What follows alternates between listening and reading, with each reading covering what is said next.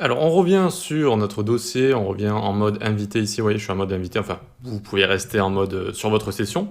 C'est juste qu'on est allé sur la session pour utiliser la taille de l'écran et les paramètres de Chrome et pour voir également le lecteur d'écran. Donc ici, ce qu'on va faire, on va se créer des boutons en dessous. Button, alors je regrossis, tac. Ici, je vais mettre ajouter un élément.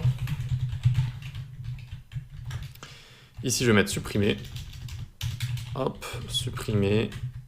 Et modifier par exemple. Ok, nickel. Nos boutons ici, ne pas oublier le type est égal button. Tac, donc ici on peut mettre directement button ici et ici. C'est des boutons qui servent à faire des fonctionnalités. Donc ajouter, modifier, supprimer. Et donc qu'est-ce qui se passe quand on tab? Maintenant, quand on fait la tabulation, on voit que on peut naviguer à travers les éléments donc, de type button, les liens et les inputs de formulaire. Tout ce qui va être même select, etc. Enfin, tout ce qu'il peut y avoir dans un formulaire. Très bien. Qu'est-ce qui se passe si on a envie de vraiment mettre l'accent sur un élément HTML qui n'est pas un bouton ou un lien ou un input?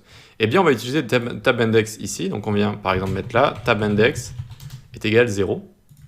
Lui mettre 0, ça va le rendre typeable. Ça veut dire qu'on va pouvoir naviguer avec dans cet élément. Regardez, hop, c'est bon. Le premier élément que je vais sélectionner, c'est mon titre qui est juste ici. Et ensuite, hop, ça passe au bouton et ça repasse à l'URL juste ici. Et voilà donc comment on rend un élément comme ça sélectionnable directement avec tab index. Alors, je ne vais pas vous le cacher, c'est assez rare, hein, c'est assez rare.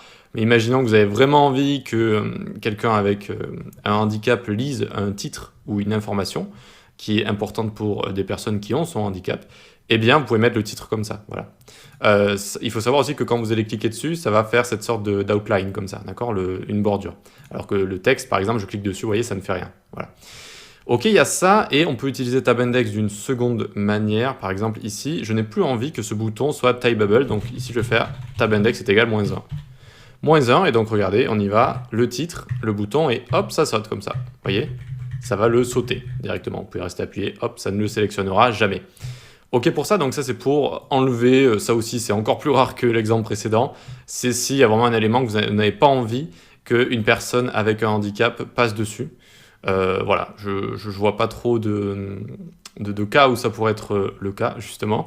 Voilà, je vois plus un cas où vous avez envie de montrer quelque chose plutôt que de cacher quelque chose, mais on ne sait jamais. Et si vous avez envie de cacher un élément pour qu'il ne soit plus navigable avec tab, vous pouvez le faire avec tab index -1 ici. Allez, on passe à la suite.